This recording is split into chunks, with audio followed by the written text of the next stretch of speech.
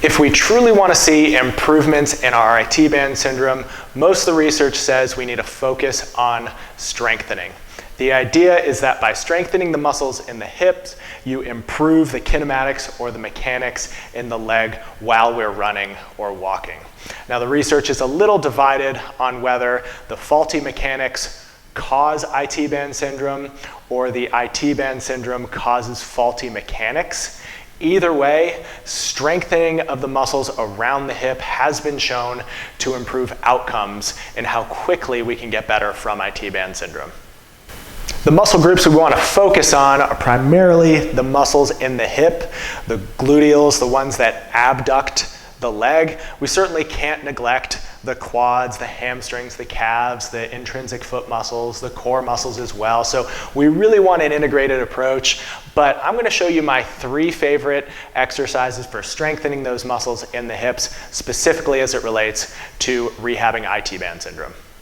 The first exercise is the Bulgarian split squat. What you're going to do is you're going to stand with one foot elevated behind you and the other leg in front of you, and you're simply going to drop down into a squat and then push your standing leg into the floor.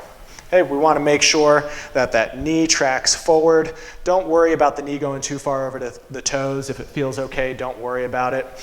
If this feels easy, doing it body weight, certainly grab some weights, hold them in your hand.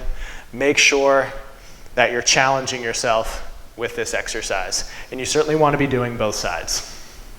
Next, you're going to grab your exercise ball if you have one. If you don't, you're just going to put your foot against the wall, but you're going to lay on your side with your heel pushing back into the ball, foot turned slightly up by about 5 degrees, and elevate your leg. You should be feeling this on the side of your hip.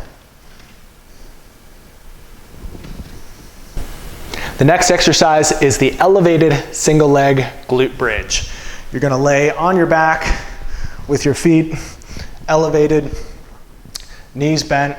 I like to put a band around my knees for an extra challenge, and you're simply going to push one heel into the floor, bridge your hips up so you're getting full extension in your hips, and then come back down. You're going to do all your reps on one side and then switch to the other side. This can be scaled back as much as you need.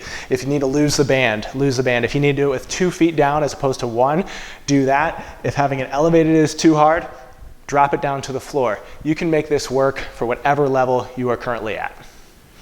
The last thing we want to do is gradually progress back to the activity that we were doing before. Typically that's going to be running or walking.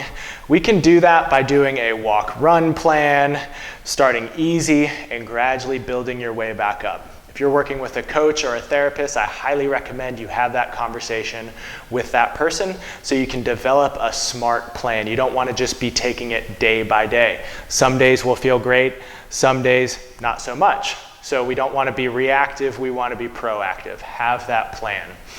If you have access to something like an AlterG anti-gravity treadmill, that is a fantastic tool to get you back into running because you can decrease your body weight, thus decreasing your ground impact.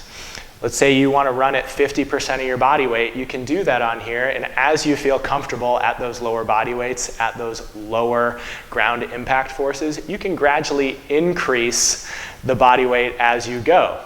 So maybe at week 1, you're running at 50% body weight. Week 2, you're at 60%. Week 3, you're at 70%. And soon, you're at full body weight running no problem.